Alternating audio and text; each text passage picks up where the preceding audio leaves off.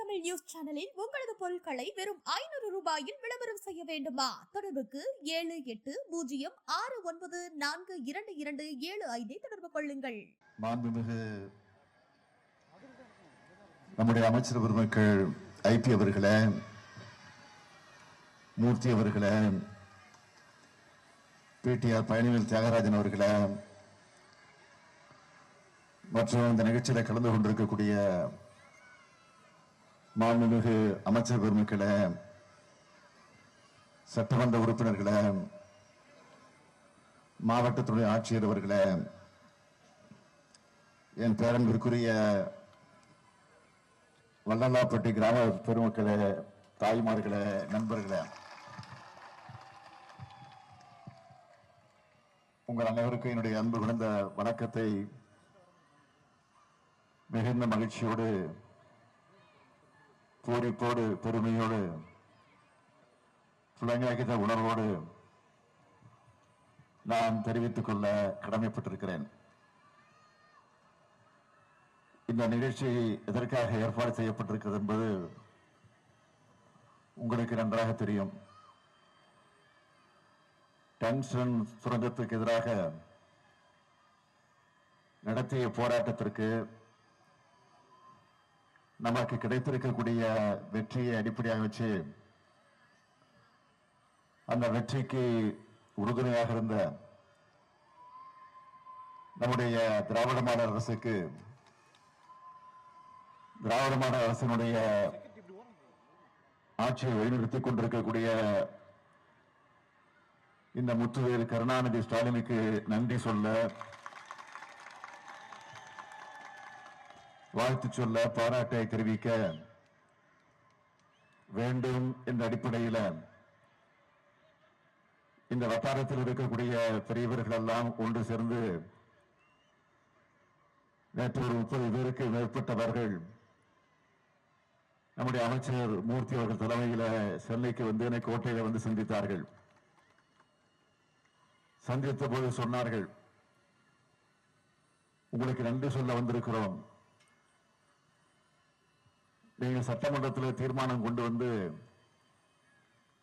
நிறைவேற்றிய காரணத்தால் தான், அதன் மூலமாக அழுத்தம் வந்த காரணத்தால் தான் இந்த வெற்றி நமக்கு கிடைத்திருக்கிறது. ஆக உங்களுக்கு நன்றி சொல்வது மட்டுமல்ல, நீங்கள் உடனடியாக ஒரு தேதி தர வேண்டும். அந்த தேதியை பயன்படுத்தி நாங்கள் உங்களுக்கு பாராட்டு விழா நடத்த போறோம் என்று சொன்னார்கள். எனக்கு எதற்கு பாராட்டு விழா, அது என்னுடைய கடமை என்று நான் சொன்னேன். இல்லை இல்லை, நீங்க வந்தே தீர வேண்டும் என்று என்னிடத்தில் கட்டாயப்படுத்தினார்கள், அன்பு கட்டளையிட்டார்கள். அவருடைய அன்பு கட்டளையை நான் ஏற்றுக்கொண்டு இங்கே வந்திருக்கிறேன். ஆனால் வந்திருக்கிற நான்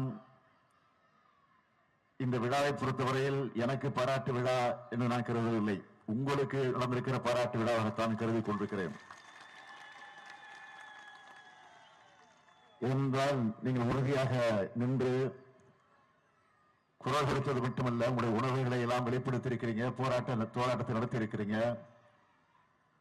ஆக உங்களுக்கு தான் முதலில் என்னுடைய பாராட்டுக்களை தெரிவித்துக் கொள்ள வேண்டும். ஆகவே என்னை பொறுத்தவரை எனக்காக நடைபெறுகிற பாராட்டு விழாவாக நான் கருதாமல் உங்களுக்காக நடைபெறக்கூடிய பாராட்டு விழாவாகத்தான் நான் கருதி கொண்டிருக்கிறேன். என்ன சொல்லணும்னா, நான் வேற நீங்க வேற நான் பிரிக்க விரும்பல. இது நமக்கு கிடைத்திருக்கக்கூடிய வெற்றி. ஆக ஒன்றிய பாஜக அரசை பொறுத்த வரைக்கும் டங்ஸ்டன் சுரங்கத்தை கொண்டு வர வேண்டும் என்று திட்டமிட்டார்கள். ஆனால் இன்றைக்கு மக்கள் சக்தியோட அதை நாம் தடுத்து நிறுத்தி இருக்கிறோம். அதற்கான மகிழ்ச்சி மிக்க வெற்றி விழாவாக இது அமைஞ்சிருக்கு. ஆக அந்த மகிழ்ச்சியாக இருக்கக்கூடிய நேரத்தில் உங்கள் மகிழ்ச்சியில நானும் கலந்து கொள்வதற்காக உங்களை நோக்கி நான் வந்திருக்கிறேன். உங்கள் முகத்தெல்லாம் பார்க்கிறப்போ, முக மலர்ச்சியெல்லாம் பார்க்கிறப்போ, உங்க எழுச்சியை பார்க்கிறப்போ, மகிழ்ச்சியை பார்க்கிறப்போ, உங்க ஆர்வத்தை பார்க்கிறப்போ, ஆரவாரத்தை பார்க்கிறப்போ, இங்கே இருந்து நின்னதான் உங்களிடத்துல பேசிக்கிட்டே இருக்கணும் போல எனக்கு ஒரு ஆசை வந்திருக்கு. ஆனா நேரம் இல்லை. காரணம், இந்த நிகழ்ச்சியை முடிச்சுட்டு சென்னை விமானத்தை பிடிச்சு நான் சென்னைக்கு போய் நாளைக்கு விழுப்புரம் மாவட்டத்திற்கு 2 நாட்கள் சுற்றுப்பயணத்தை மேற்கொள்ள வேண்டிய அவசியத்திற்கு ஆளாகி இருக்கிறேன். ஆகவே சுருக்கமாக நான் உங்களிடத்தில் தெரிவிக்க விரும்புவது,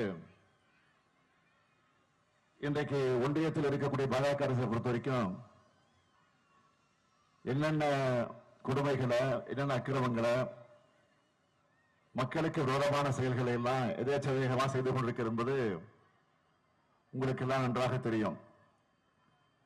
இன்றைக்கும் இந்தியாவில் இருக்கக்கூடிய பல்வேறு மாநிலத்திலிருந்து தலைநகரமாக இருக்கிற டெல்லி நகரத்தை நோக்கி விவசாயிகள் பெரிய பேரணி நடத்தி கொண்டிருக்கிறார்கள். அதைதான் நீங்க தொலைக்காட்சியில, பத்திரிகையில பார்த்திருப்பீங்க, படிச்சிருப்பீங்க என்று நான் கருதுகிறேன். ஏற்கனவே இதே தலைநகர் டெல்லியில குளிர்லையும் வெயிலையும் போராட்டம் நடத்தி அதனால நூற்றுக்கணக்கானவர்கள், நூற்றுக்கணக்கான விவசாய பெருங்குடி மக்கள் இறந்து போயிருக்கார் போது உங்களுக்கு தெரியும். ஆனா அப்படி நடத்திய அந்த போராட்டம் எவ்வளவு நாட்கள் நடந்துச்சுன்னு கேட்டீங்கன்னா 2 வருஷம் நடந்துச்சு. ஆனா டங்ஸ்டன் சுரங்கம் ஏலவிடப்பட்ட செய்தி வெளியான உடனே நீங்களும் போராட்டம் நடத்துறீங்க. ஆனா 3 மாசத்துல நீங்க வெற்றியை கண்டிருக்கிறீங்க. இதுதான் முக்கியம். ஆக ஒன்றிய அரசு பணிந்து அதை ரத்து பண்ணியிருக்கு. இதுக்கு காரணம், மக்களாக இருக்கக்கூடிய நீங்களும் நம்ம தமிழ்நாடும் அரசு காண்பிச்சிருக்கக்கூடிய மிக கடுமையான எதிர்ப்பு தான் என்பதை நீங்கள் உணர்ந்து கொள்ள வேண்டும். இப்ப நம்ம கிடைச்சிருக்கக்கூடிய வெற்றி சாதாரண வெற்றி அல்ல, இது ஒரு மாபெரும் வெற்றி.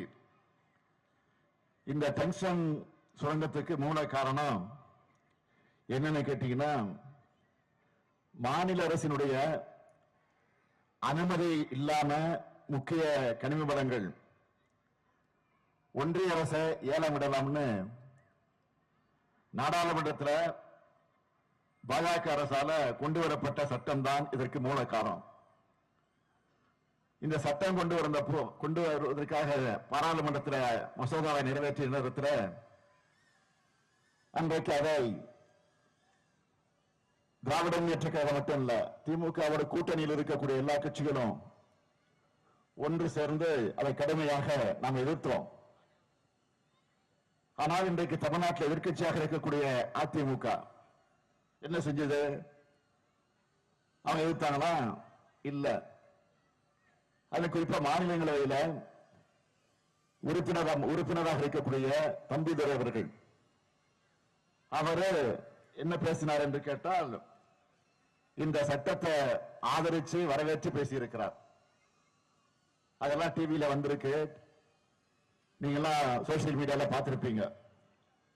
இதுதான் டங்ஸ்டனுடைய பிரச்சனையா, தொடக்க புள்ளியா இருந்துச்சு. இதை தொடர்ந்து 2 முறை டங்ஸ்டன் சுரங்கத்துக்கு தமிழ்நாடு அரசு சார்பில் ஒன்றிய அரசுக்கு கடிதம் எழுதியிருக்கிறோம், எதிர்ப்பு தெரிவித்து கடிதம் எழுதியிருக்கிறோம். அதையே அரசியல் காரணங்களுக்காக சிலர் இன்றைக்கு மறைக்க பார்க்கிறாங்க. தொடக்கத்திலேயே நம்முடைய எதிர்ப்பை தெரிவிச்சிருக்கிறோம். ஆனா பொய்களால இன்னைக்கு அதை திட்டமிட்டு பொய் பிரச்சாரத்தை நடத்திட்டு இருக்கிறாங்க. நாம எழுத கடிதங்களையும் மீறி ஒன்றிய பாஜக அரசு ஏலம் விடுவதற்கான முயற்சியை செஞ்சாங்க. அதனால்தான் தொடர்ந்து நாம் போராட வேண்டிய அவசியம் ஏற்பட்டுச்சு. குறிப்பா 23/11/2024 அன்று அரிட்டாப்பட்டியில் நடந்த கிராம சபை கூட்டம், அந்த கூட்டத்தில் இருக்கக்கூடிய மக்கள் எல்லாம் ஒன்று சேர்ந்து எதிராக தீர்மானம் போட்டாங்க. அப்போ பத்திரப்பதிவுடைய அமைச்சராக, நம்முடைய வணிக வரித்துறை அமைச்சராக இருக்கக்கூடிய மூர்த்தி அவர்கள் அதில் கலந்து கொண்டிருக்கிறார்கள். இந்த திட்டத்தை அமைக்க முயற்சி செஞ்சா நிச்சயமா நம்முடைய முதலமைச்சர் அதற்கு அனுமதி தரமாட்டார் என்பதை தெளிவாக எடுத்து சொல்லி இருக்கிறார். தமிழ்நாடு அரசு அதை தடுத்து நிறுத்தும் உறுதி, நீங்க அதெல்லாம் மறந்திருக்க மாட்டீங்க. அதற்கு பிறகு 29/11/2024 அன்று மேலூர்ல வணிகர்கள் மற்றும் பொதுமக்கள் சார்பில் கவன ஈர்ப்பு ஆர்ப்பாட்டம் நடத்தப்பட்டுச்சு. இதை செய்தியில பார்த்துட்டு டங்ஸ்டன் சுரங்கத்தை தமிழ்நாடு அரசு நிச்சயம் அனுமதிக்காது, இதுக்கு எதிராக தமிழ்நாடு சட்டமன்றத்தில் தீர்மானம் நிறைவேற்றப்படும் என்று ஆர்ப்பாட்டத்தில் கலந்துகிட்டு சொன்னவர் யாரு? இங்க இருக்கக்கூடிய அமைச்சர் மூர்த்தி அவர்கள் அங்கே வந்து தெளிவா சொல்லி இருக்கிறார். இந்த செய்தியெல்லாம் அப்பப்ப இடத்துல தொலைபேசியில பேசிட்டு அதையெல்லாம் தொடர்ந்து இந்த கருத்துக்களை, இந்த உணர்வுகளை எல்லாம் தமிழ்நாடு என்ன நிலை இருக்கு, முதலமைச்சர் உணர்வோடு இருக்கிறார் என்பதெல்லாம் தெளிவாக எடுத்து சொல்லி இருக்கிறார். காலையில இந்த ஆர்ப்பாட்டம் நடந்துச்சு. அன்று மதியமே பிரதமர்களுக்கு அவசர கடிதம் நானே எழுதியிருக்கிறேன். இந்த திட்டத்தை உடனடியாக ரத்து செய்யணும் என்று கோரிக்கை வச்சு நானே கடிதம் எழுதியிருக்கிறேன். அன்றைய தினம் மாலையிலே நம்முடைய மதுரை மாவட்டத்தின் ஆட்சித்தலைவர் அவர்கள் முன்னிலையில அனைத்து வணிகர்கள் அமைப்புகள், பொதுமக்கள் கலந்து கொண்ட கூட்டம் நடத்தப்பட்டுச்சு. அதிலேயே அரசின் சார்பில் அமைச்சர் மூர்த்தி அவர்கள் கலந்து கொண்டு விளக்கி இருக்கிறார். இதை தொடர்ந்து சட்டமன்றத்தில் 9/12/2024 அன்று டங்ஸ்டனுக்கு எதிரான தீர்மானத்தை நானே கொண்டு வந்தேன். சிலர் இந்த பிரச்சனையில குறுக்கு சார் ஓட்டெல்லாம் முயற்சித்தாங்க. அது வேறு. நான் அந்த பிரச்சனைக்குள்ள அதையும் செல்ல விரும்பல, அரசியலாக்க விரும்பல. இது அரசியலே நான் நினைக்கல, இது நம்ம பிரச்சனை. ஆக இது அரசியல் பிரச்சனையை நான் கருதல. ஆனா மிக மிக தெளிவாக சொன்னேன். நான் ஒரு போர் பிரகடனத்தை அங்க வெளியிட்டேன். நான் இருக்கிற வரையில நிச்சயம் டங்ஸ்டன் அந்த கனிம வள சுரங்கம் வருவதற்கான வாய்ப்பே இல்லை. நாம் அனுமதி தந்தாதான் அதை உள்ள கொண்டு வர முடியும். அதையே மீறி வந்தால் நிச்சயமாக நான் முதலமைச்சராக இருக்க மாட்டேன் என்று அழுத்த திருத்தமாக சட்டமன்றத்தில் பதிவு செஞ்சிருக்கிறேன். ஆக இதற்குரிய வாய்ப்பே நிச்சயம் இல்லை என்பதை தெளிவாக சொல்லி இருக்கிறேன். ஆகவே அதுல திட்டவட்டமாக இருக்கிறோம். இதுதான் இங்க முடிவுமே தெளிவாக எடுத்து சொன்னேன். அப்படி ஒரு சூழல் வந்தா முதலமைச்சராக நான் இருக்க மாட்டேன் என்று சொன்ன போது கூட நம்முடைய அமைச்சர்கள், நம்முடைய சட்டமன்ற உறுப்பினர் எல்லாம் கூட ஏன் அந்த வார்த்தையை சொன்னீங்க, சொல்லியிருக்க வேண்டிய அவசியம் இல்லைன்னு சொன்னாங்க. எனக்கு அதை பற்றி கவலை இல்லை, பதவி பற்றின கவலை இல்லை, மக்களை பற்றின கவலை, மக்களுடைய பிரச்சனையான கவலை என்பதை தெளிவாக எடுத்து சொன்னேன்.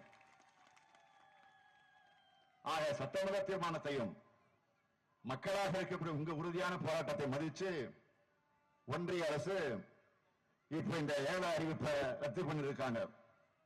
இந்த நேரத்தில் தீர்மானம் நிறைவேற்றுவதற்காக ஆதரிச்சிருக்கக்கூடிய எல்லா கட்சிகளுக்கும் பல்வேறு கட்சிகள் இதுல உணர்வை வெளிப்படுத்தி இருக்கிறாங்க.